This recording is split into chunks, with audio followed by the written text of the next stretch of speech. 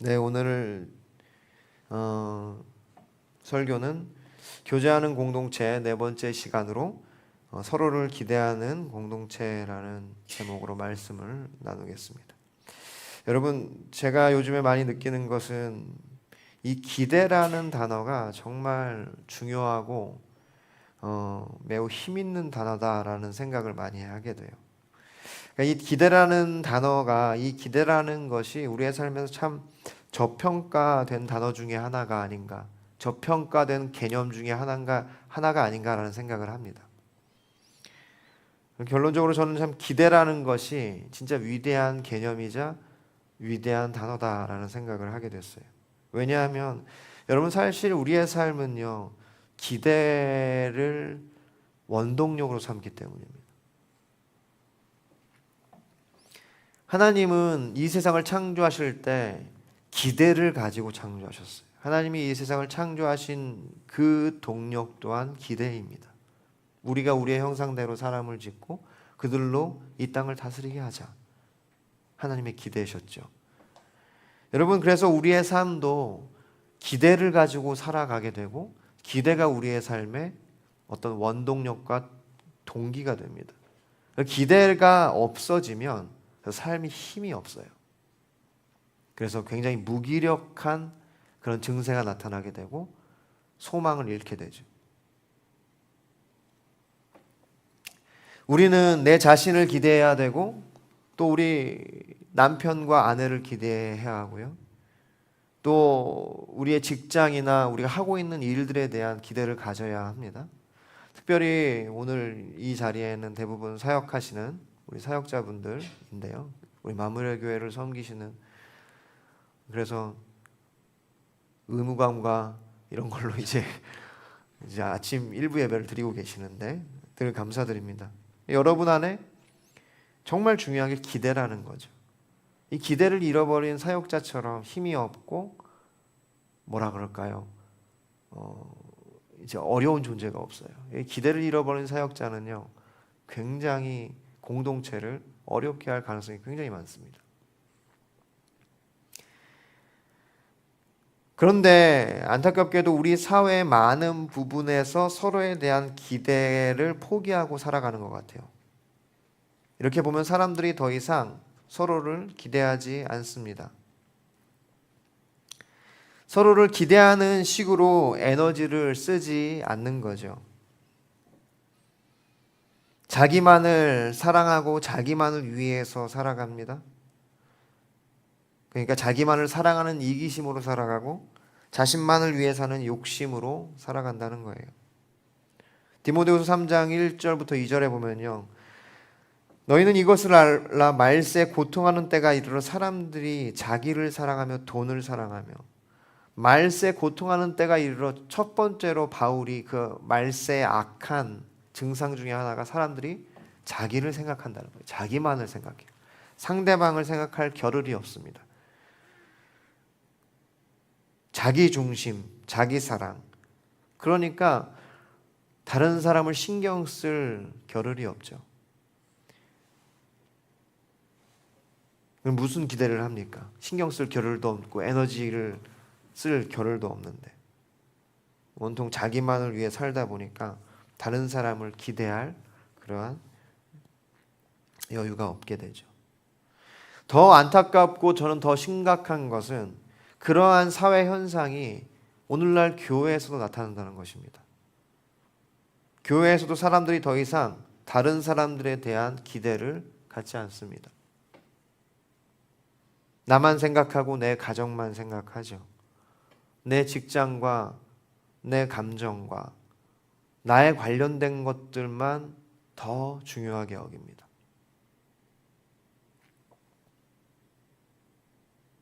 그리고 타인을 위하여, 다른 사람을 위하여, 성도를 위하여, 지체를 위하여 무언가 기대를 가지고 그들을 위해 뭔가 에너지를 쓰는 것 자체를 너무도 힘들어하죠.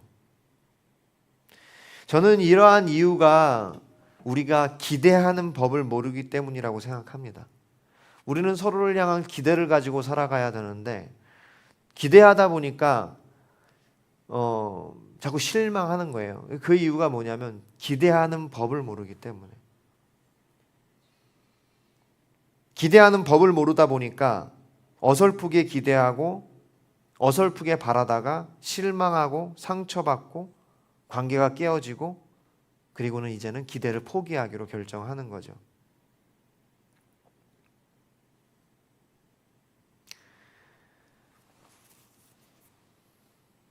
기대를 포기할 때 나타나는 여러 가지 특징 중에 하나는 뭐냐면 관계가 표면화된다는 겁니다. 교회 관계가 표면화돼요. 인사만 하죠. 그러다가 인사도 안 합니다.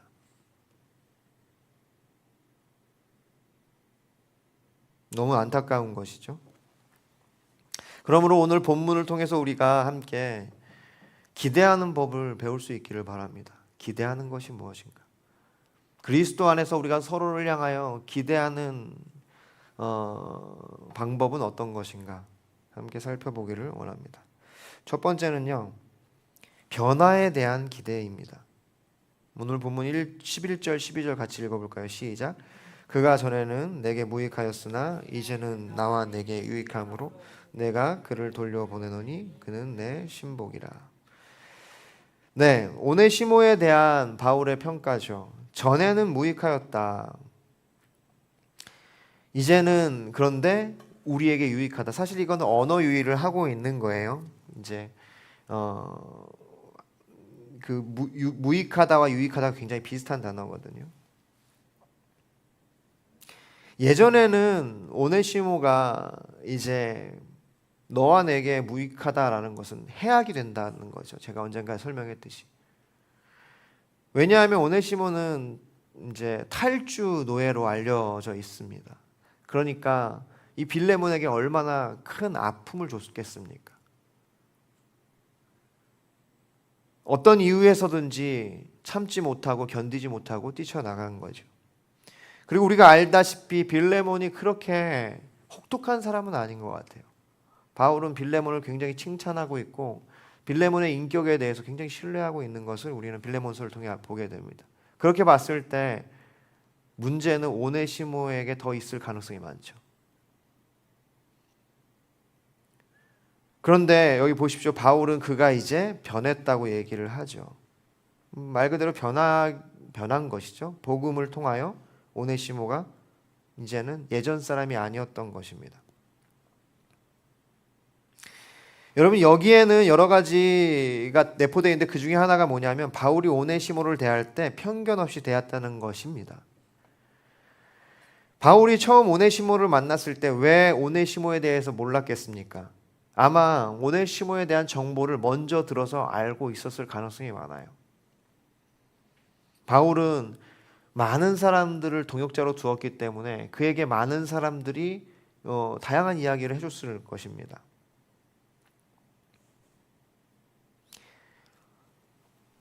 그러므로 이제 바울은 오네시모가 어떻게 보면 질이 안 좋다고 생각할 수도 있겠지요.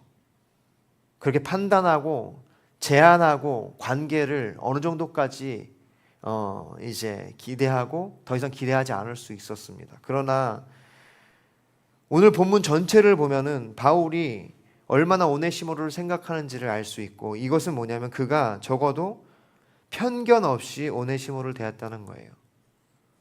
그리고 무엇보다 복음이 그를 변화시킬 수 있다고 믿었다는 것입니다. 가능성을 가지고 대했다는 것이죠. 어떤 가능성이요? 변화에 대한 가능성. 여러분, 이것이 바로 우리 그리스도 공동체에서 회복해야 되는 첫 번째 기대입니다. 그것은 뭐냐면 변화에 대한 기대. 편견 없이 그가 하나님 안에서 복음으로 말미암아 변화될 수 있다고 기대하는 것이 우리의 공동체 안에 필요하다는 거죠. 여기 보니까 바울은 그를 나의 신복이라 표현하죠. 이 신복은요, 단어 자체가 심장이라는 뜻입니다. 내 마음, 내 분신. 탈주 노예였던 이 오네시모를 바울은 자신의 심장, 자신의 마음, 자신의 분신이라고 표현을 해요. 더군다나 그를 자신의 아들이라고 표현하죠. 영적인 아들. 그만큼 바울은 이 오네시모를 진짜 편견 없이 사랑으로 대했다는 것을 알 수 있죠.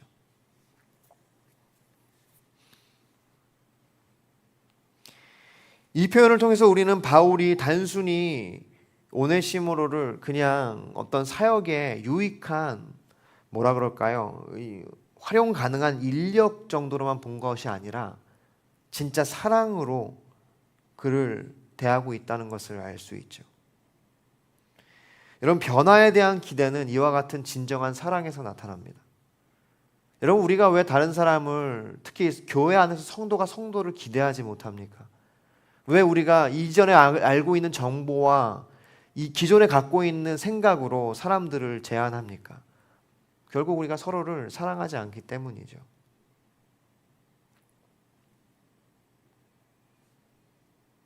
변화를 기대하는 것, 그것이 여러분 진짜 사랑인 줄 믿으시기를 바랍니다.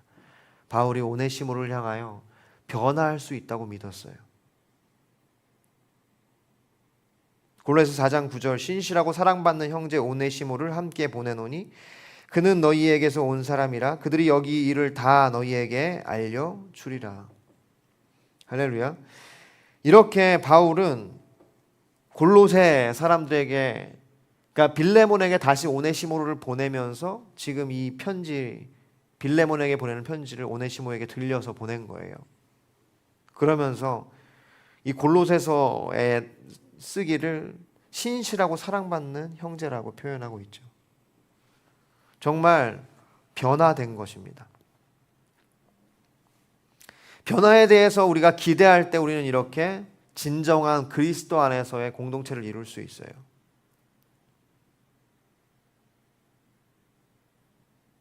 우리가 사랑하지 않고 기대하지 않으면 결국 우리의 관계는 굉장히 표면적으로 변하고, 표면적으로 변한다는 것은 뭐냐면 굉장히 뭐라 그럴까요? 나의 유익이 되면은 함께하고, 유익이 되지 않으면은 내가 기꺼이 거리를 두고 더 이상 기대하지 않고 관계하지 않는다는 것을 뜻하는 것입니다. 여러분, 이것은 주님이 원하시는 교회의 모습이 아닌 줄 믿습니다. 주님은 우리가 서로의 변화를 기대하기를 원하세요. 여러분, 세상 사람들은 이렇게 얘기해요. 여러분 많이 들어보셨을 거예요. 사람은 고쳐 쓰는 것이 아니다. 여러분들도 아마 언젠가 이런 말을 했을지도 모릅니다. 저도 한 적이 있어요. 사람이 변하지 않는다는 얘기죠. 여러분, 그런데 이것이 이 세상의 사상이고 이것이 세상의 가치관이죠. 그런데 안타까운 것은 아까도 얘기했지만 오늘날 교회에서도 이것을 마치 성경의 진리처럼 얘기하고 있다는 것입니다.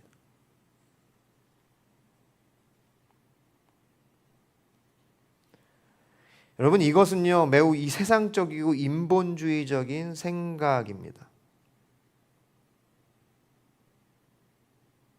저는 제가 명확하게 얘기하고 싶은 것은 이 첫 번째 대지에서 얘기하고 싶은 건 바로 이 세상의 생각과 정면으로 대적하고 싶은 거예요. 여러분, 더 이상 사람은 고쳐 쓰는 게 아니다라고 얘기하지 마십시오. 성경 어디에도 그렇게 얘기한 적이 없습니다. 성경은 오히려 사람을 고쳐 쓰죠. 이것은 절대로 성경적인 생각도 지혜로운 생각도 아닙니다. 매우 인본적이고 비성경적인 세상의 사고방식이며 비성경적인 생각의 프레임이죠.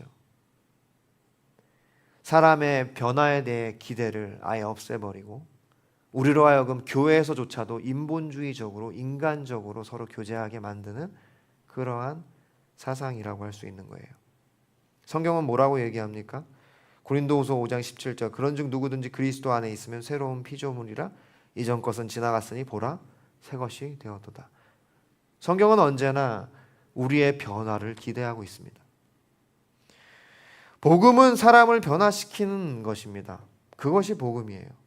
그래서 진짜 복음을 아는 사람은 사람의 변화를 기대합니다. 모든 복음의 믿음의 선배들, 복음 전도자들은요 변화를 기대하며 복음을 들고 거리로 나갔던 거예요. 사람이 변한다는 것을 보여주는 것이 성경의 이야기입니다. 우리가 잘 아는 아브라함, 다윗, 그리고 예수님의 제자들, 모든 것이 특별히 이 서신서를 쓰고 있는 바울조차 변했죠. 그런데 아직도 우리가 사람은 고쳐 쓰는 것이 아니다라고 얘기하면 우리는 성경의 그 가치관에 정면으로 대응하고 반대하고 있는 것뿐입니다. 우리가 첫 번째로 회복해야 될 게 뭐냐? 사람은 변한다는 거예요. 하나님은 사람을 변화시킨다는 거예요. 그것이 성경의 기대고 성경의 이야기라는 겁니다. 그러므로 우리도 그러한 사람의 변화에 대해서 기대해야 된다는 거죠. 그것이 우리가 회복해야 될 성도 간의 기대입니다. 두 번째, 순종에 대한 기대입니다. 빌레몬서 1장 13절부터 14절 말씀 같이 함께 읽겠습니다. 시작. 그를 내게 머물러 있게 하여 내 복음을 위하여 갇힌 중에서 내 대신 나를 14절도 읽을까요?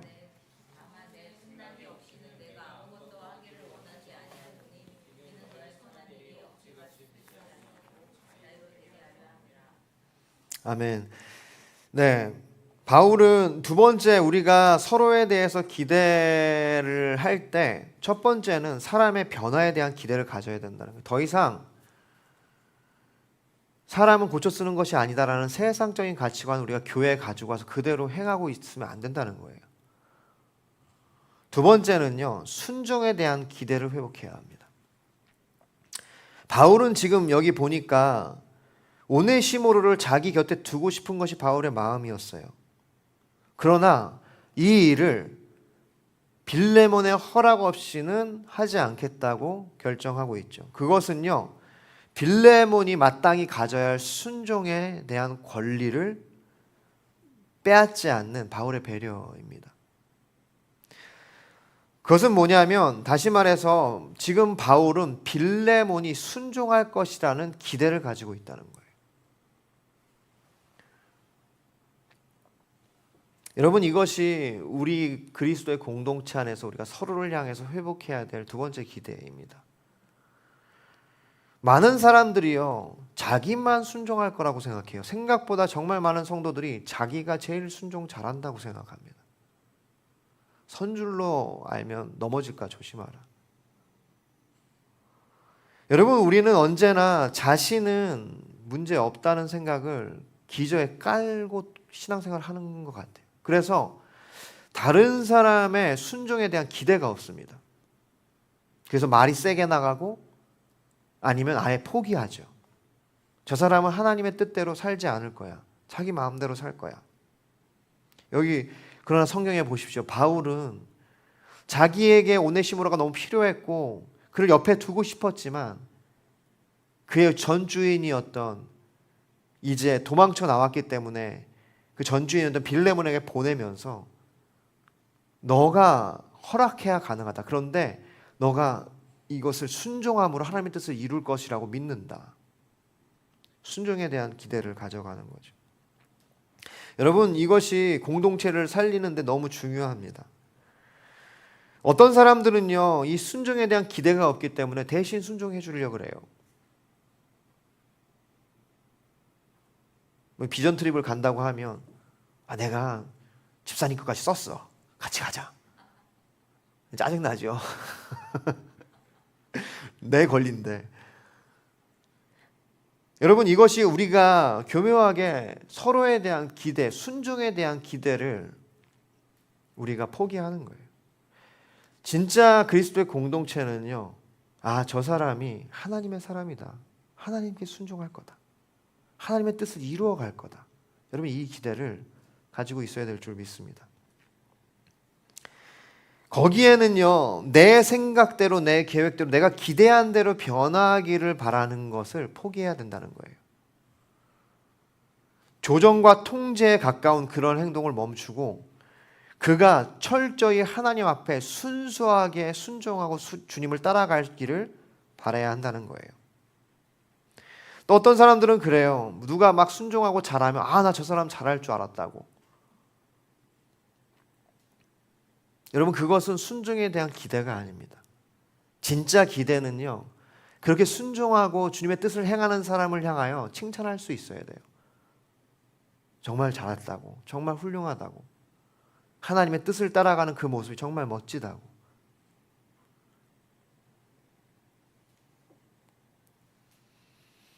빌립보서 2장 3절, 아무 일에든지 다툼이나 허영으로 하지 말고 오직 겸손한 마음으로 각각 자기보다 남을 낫게 하고. 우리가 순종에 대한 기대를 잊어버리는 이유, 서로를 향하여 순종에 대한 기대를 저버리는 이유는요, 교만하기 때문입니다. 내가 더 잘할 거라고 생각하고 내가 더 잘한다고 생각하기 때문에 상대가 하나님께 순종하고 주님의 길을 온전히 따라갈 것에 대한 기대를 포기하는 거예요. 그러니까 판단이 나오고 잔소리가 나오고 정죄가 나오죠.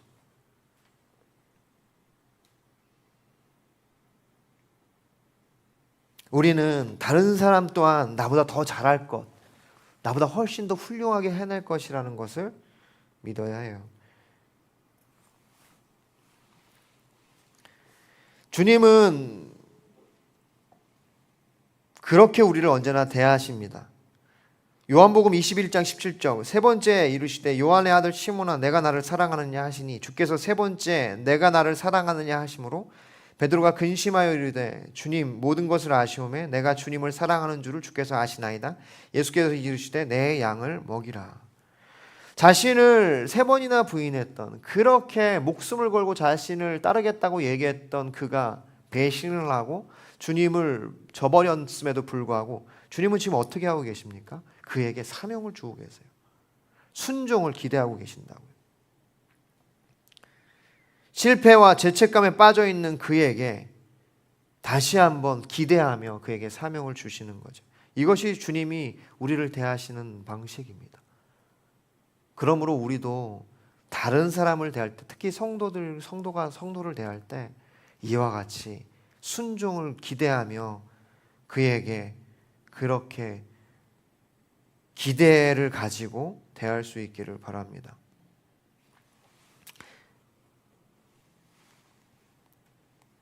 세 번째는요, 섭리에 대한 기대입니다. 우리가 다른 사람에 대해서 기대를 가질 수 있는 가장 근원적인 이유라고 할 수 있어요. 우리 오늘 본문 15절 같이 읽겠습니다. 시작.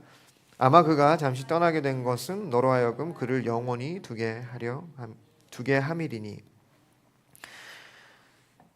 바울이 얘기하는 거예요. 빌레몬에게 오네시모가 너를 그렇게 뭐라 그럴까요? 파괴적으로, 해악적으로 도주하여서 너를 떠난 것, 어떻게 보면 폭력적으로 너를 떠나고 너를 거부했던 것이 지금은 과거에, 그러니까 어쨌든 그것이 굉장히 괴롭고 어려운 일이지만, 그것이 원망을 일으키고 분노를 일으킬 수 있는 일이지만 그것은 사실 하나님의 섭리였다라고 얘기하는 거예요. 여러분, 우리가 이것이 바로 우리 성도를 향하여 우리가 서로를 기대할 수 있는 가장 핵심적인 기반입니다. 바로 하나님의 섭리. 그를 영원히 너에게 곁에 두게 하려고, 그를 영원히 우리 곁에 두게 하려는 하나님의 섭리였고 하나님의 계획이었다는 거예요. 여러분, 지금은 무익해 보이지만, 지금은 어렵고 상처가 되고 아픔이 되지만, 여러분 그 관계가 결국은 영원히 그 관계 안에서 주님이 유익한 것을 우리 가운데 허락하기 위해서 주님께서 그렇게 허락하신 섭리라는 것을 여러분 믿어야 될 줄 믿습니다. 그것을 믿어야 돼요. 우리가 서로를 향하여 기대를 갖는 것은요, 하나님의 섭리에 대한 믿음입니다. 이것이 핵심이에요. 우리가 서로를 기대하지 못하고 서로를 정죄하고 판단하고 포기하는 이유는요, 하나님의 섭리를 믿지 못하기 때문입니다. 여전히 내가 세상적인 기준과 세상적인 사고방식을 가지고 사람을 대하기 때문에 우리가 거기서 포기하고 거기서 끊고 거기서 항복하는 거예요. 바울이 얘기하는 게 뭡니까? 오네시모가 너에게 그렇게 큰 상처를 주고 너로부터 도망갔고 너로부터 해방하기 위해 이렇게 도주했지만, 그것이 너에게 굉장히 큰 아픔이고 어려움이고 그런 분노를 일으킬 만한 일이었지만, 사실은 그것이 하나님의 섭리였다는 거예요. 지금은 연약하고 부족한 모습이 그것이 결국은 하나님의 섭리가 될 수 있다는 얘기를 하는 거예요.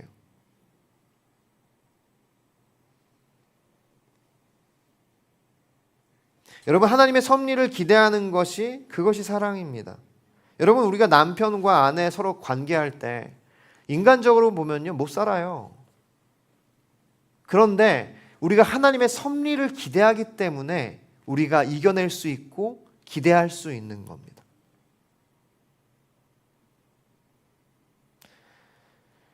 오카는 목사님이 그렇게 호소합니다. 사람만 봐서는 못 산다고.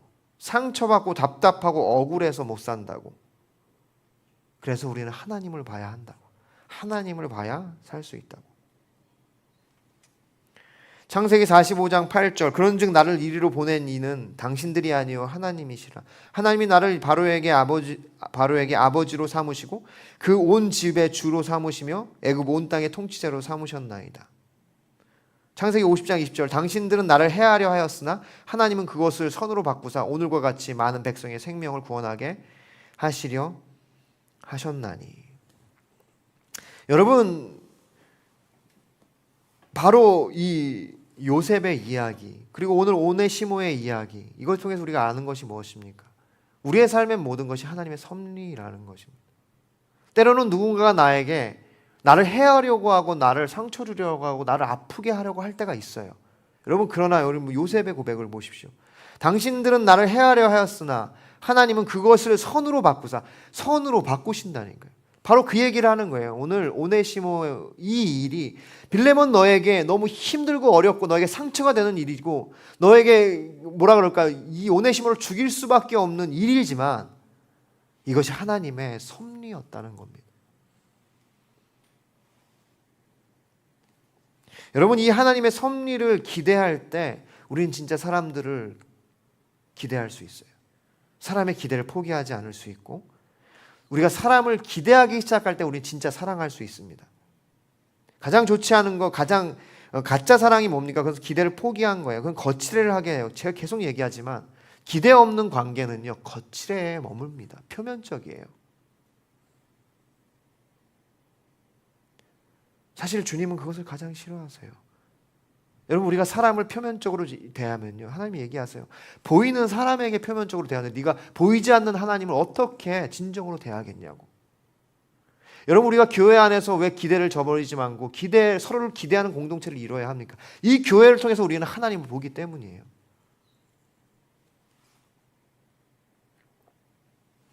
사랑이 뭡니까? 고린도전서 13장 7절 모든 것을 참으며 모든 것을 믿으며 모든 것을 바라며 모든 것을 견디느니라. 모든 것을 바라는 것, 기대하는 것, 그것이 사랑입니다. 우리를 사랑하시는 하나님께서는 여전히 우리에 대한 기대를 포기하지 않으셨습니다. 그러므로 먼저 여러분 스스로를 기대하십시오. 아까도 얘기했지만 기대는요, 우리의 삶에 너무도 큰 축복이고 큰 원동력입니다. 여러분의 삶을 기대하셔야 돼요. 하나님이 여전히 계획이 있고 뜻이 있고 위대한 어떠한 하나님의 소망을 가지고 있다는 것을 믿어야 합니다. 동시에 형제 자매를 향한 기대를 가져야 해요. 그것이 하나님이 원하시는 거예요. 그것이 우리가 하나님의 섭리를 믿는 것입니다. 정리하겠습니다. 예전에 제가 큰 교회 찬양팀을 섬겼는데 두 집사님이 계셨어요. 그러니까 이 집사님들 저한테 얼마나 잘했는지 몰라요. 알고 보니까 이 두 집사님이 서로 사이가 안 좋아. 그러니까 새로 이렇게 전도사가 오니까 자기 편 만들려고 그렇게 잘해주더라고. 그래서 저는 어부지리로 참 좋았습니다. 근데 안타까운 건 뭐냐면 팀이 섞이질 않아요. 결국은 끝끝내 서로를 적대하고 서로를 폄하하고 서로를 욕하는 모습을 보게 됩니다. 여러분, 누가복음 6장 30절 너희가 만일 너희를 사랑하는 자만 사랑하면 칭찬받을 것이 무엇이냐. 여러분, 성도라는 것은 사랑하는 사람만 사랑하는 것이 아니라는 거예요. 그래서 누가복음에서 누가는 35절에서 계속해서 이렇게 얘기합니다. 오직 너희는 원수를 사랑하고 선대하며 아무것도 바라지 말고 꾸어주라. 그리하면 너희 상이 클 것이요 또 지극히 높으신 이의 아들이 되리니 그는 은혜를 모르는 자와 악한 자에게도 인자하시느니라.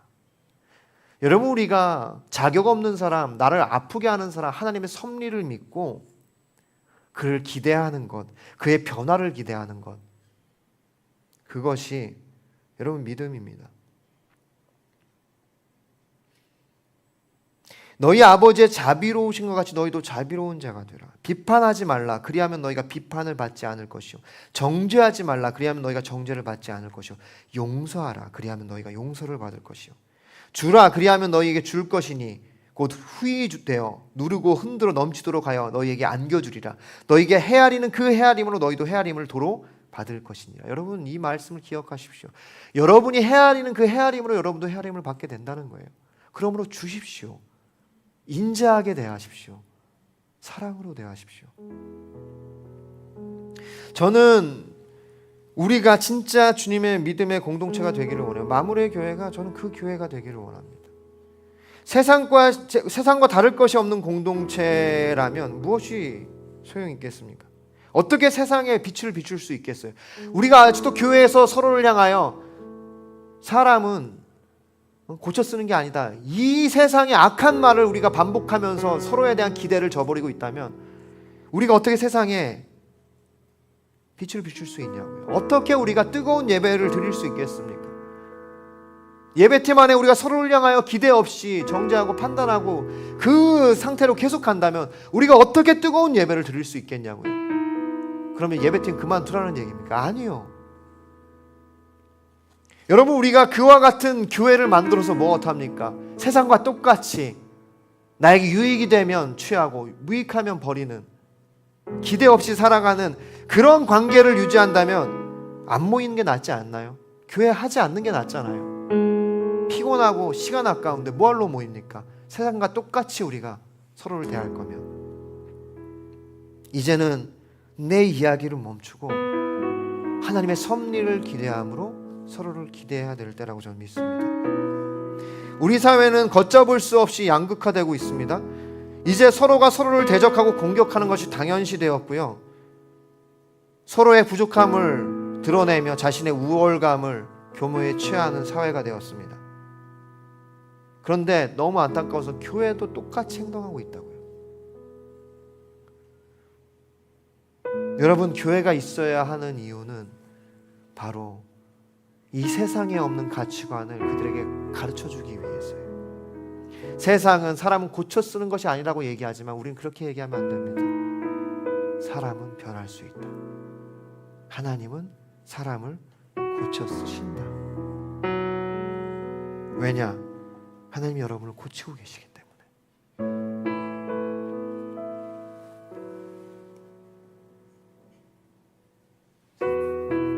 세상보다 못한 수준의 교회를 세우지 맙시다.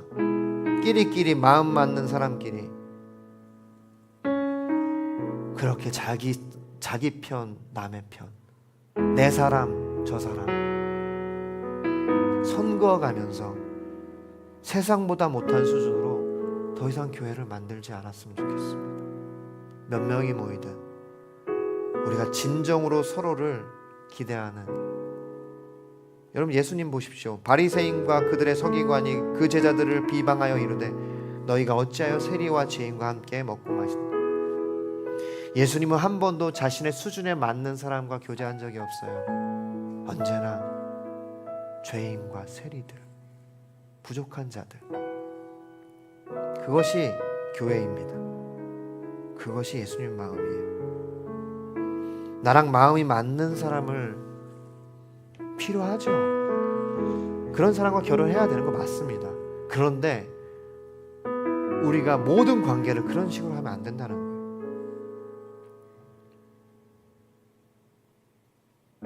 연약한 사람에게 우리는 다가가야 하고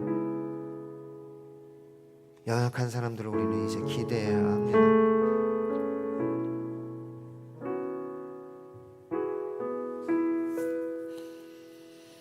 인디언 격언에 친구란 내 슬픔을 등에 지고 가는 사람.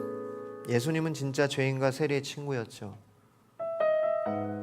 여러분 진짜 관계는요, 진짜 친구는 여러분 같은 나이가 친구가 아니라 그 사람의 등에 짊어진 짐을, 그 슬픔을 내가 대신 지어줄 수 있는 게 진짜 친구입니다. 여러분 저는 우리 마무리의 교회가 진짜 친구가 되는 사람들이 되었으면 좋겠어요. 서로를 진짜 기대하는 사람들, 변화를 기대하고 그가 순종할 것을 기대하고 하나님이 섭리하실 것을 기대하는 그러한 공동체가 되었으면 좋겠습니다. 여러분 우리가 너무도 잘 아는 빅토르 위고의 레미제라블 장발장 이야기 잘 알죠. 19년을 옥에서 살았습니다. 빵 하나 훔쳤다고 해서 그는 억울하게 19년 동안 살았어요. 나와서 갈 곳이 없었습니다. 누가 소개시켜줘서 이제 미리엘 주교의 집에 갑니다. 대접을 받았어요. 하룻밤을 잤습니다. 그런데 그 집에 은그릇이 있는 거예요. 그 은그릇이 너무도 탐이 났던 이유는 19년 동안 자기가 감옥에서 벌은 2배 이상이 되는 값어치였기 때문에, 그는 그 유혹을 이기지 못하고 자기의 억울함을 보상받기 위하여 그 은그릇을 챙겨서 도망갑니다. 근데 그 다음날 경찰에 잡혀요. 그리고 경찰이 미리엘 주교의 그를 데려갑니다. 여러분, 여러분이라면 어떻게 하겠습니까? 역시 사람은 고쳐 쓰는 거 아니네. 검은 머리 짐승은 키우는 게 아니라더니 내가 속았네, 또 속았네. 기대를 저버리겠습니까? 미리엘 주교, 여러분 우리가 잘 아는 것처럼 뭐라고 합니까? 여기에 은촛대도 있습니다. 왜 이 은촛대는 가져가지 않았습니까? 이 그릇과 함께 이 은촛대도 당신 것입니다. 여러분 그 기대를 안고 장발장은 삶의 소망을 발견하고 재기에 성공하죠. 그것이 레미제라블의 가장 중요한 이야기 아닙니까? 여러분 오늘도 주님은 아무 자격 없고 가망 없는 우리를 기대하십니다. 그러므로 사랑하는 성도 여러분, 형제자매 여러분, 우리가 더 이상 생활상보다 못한 공동체를 만들지 말고 서로를 진짜 기대하는, 서로를 사랑하는 그러한 진짜 교회를 세우기를 원합니다. 기도할까요? 여러분 기도할 때 우리가 소망했으면 좋겠어요. 여러분 우리가 다짐한다고 되지 않는 것 같아요. 주님이 하셔야 합니다. 주님 우리의 마음을 변화시켜 주시옵소서. 우리가 시간 때문에 찬양을 하지 않지만 우리 안에 사랑을 부으시옵소서. 진실한 형제의 사랑을 부으셔서 우리가 이 세상을 변화시키게 하여 주시옵소서. 이 세상에 복음이 가지고 있는 그 힘을 우리가 전하게 하여 주시옵소서. 같이 기도하겠습니다.